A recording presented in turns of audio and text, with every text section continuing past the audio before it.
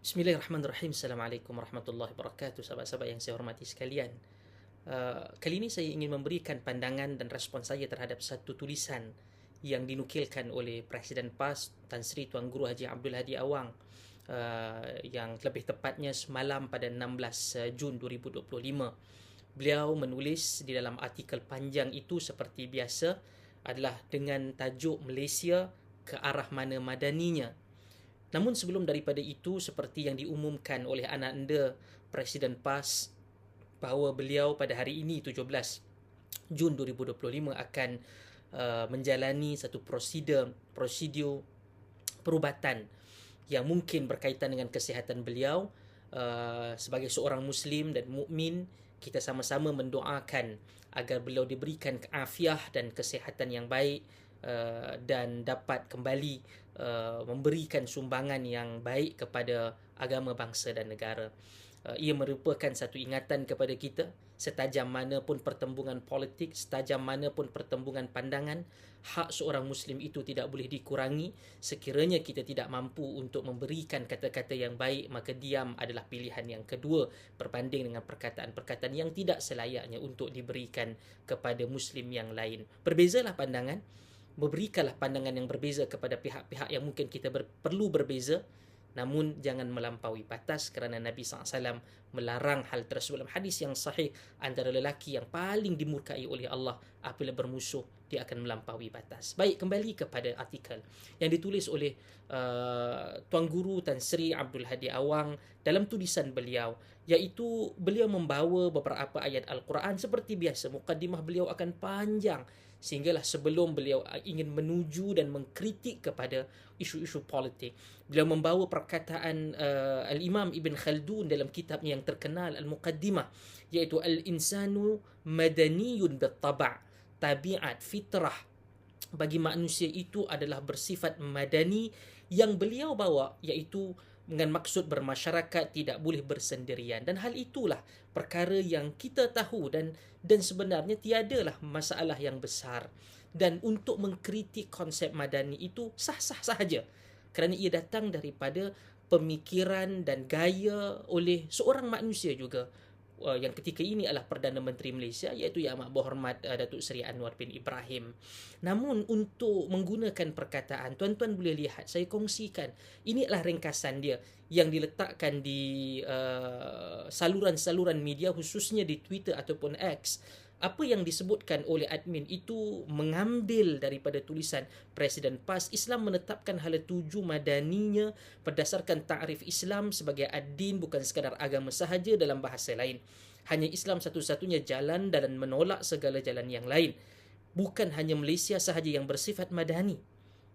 Tuan Guru Presiden PAS, kita tak pernah menyatakan bahawa negara lain ataupun hadarah, tamadun lain itu tidak madani. Namun ianya disesuaikan dengan keadaan Malaysia. Ia disesuaikan dengan keperluan yang ada di dalam Malaysia. Bukan kita menafikan. Tatkala kita ingin membentuk madani, itu bukan bermaksud kita kata orang lain tidak ada madani. Tetapi itu adalah keperluan pada ketika ini. Mungkin unsur-unsur madani itu ada dalam PAS. Okey, ada dalam PAS. Mungkin ada. Namun ia ingin diperkemaskan. Dan ia datang daripada satu gagasan kenegaraan, bukan saja dasar kepartian ataupun lokaliti yang kecil. Ia lebih menyeluruh. Ia bukan sahaja agama, ia tetapi juga tata kelola, pengurusan, melawan rasuah, menjadikan negara itu tidak ada ketirisan ataupun meminimumkan ketirisan. Itu semua terangkum di dalam konsep yang ingin diamalkan ataupun gagasan madani itu. Masalahnya ialah, tengok perkataan ini. Malaysia Madani dijadikan slogan untuk membodohkan dan menipu dengan kefahaman yang sempit tanpa ilmu. Di samping hanya sekadar menipu tanpa haluan dan petunjuk.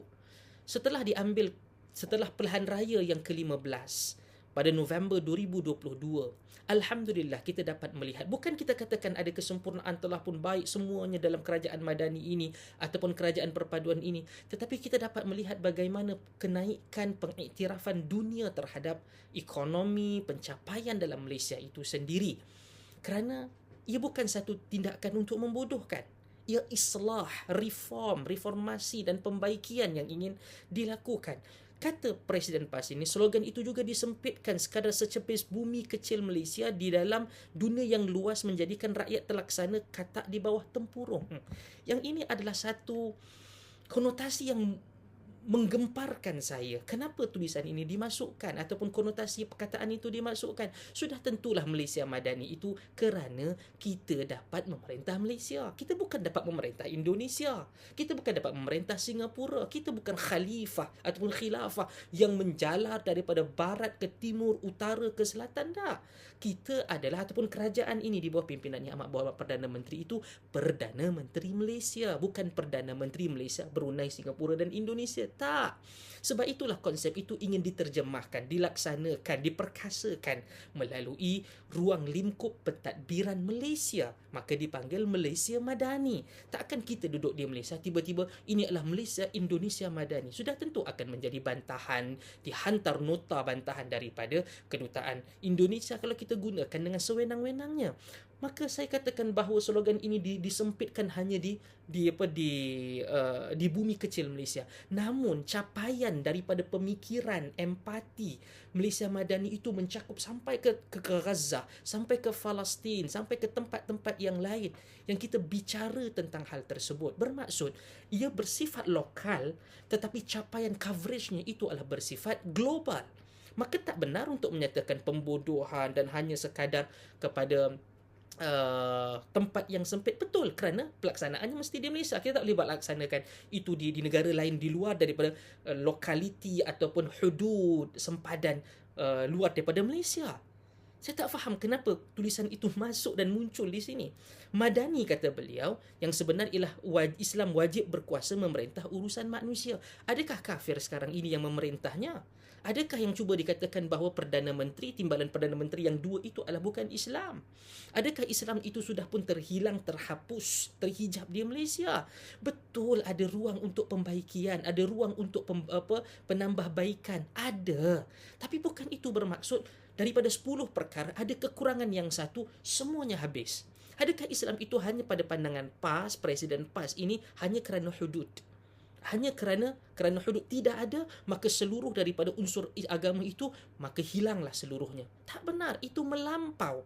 Maka kita akan tengok Rasulullah SAW ialah teladan terbesar pada akhir zaman ketika manusia dikurniakan kemajuan ilmu sehingga menghubungkan seluruh manusia di alam dunia terkini. Okey.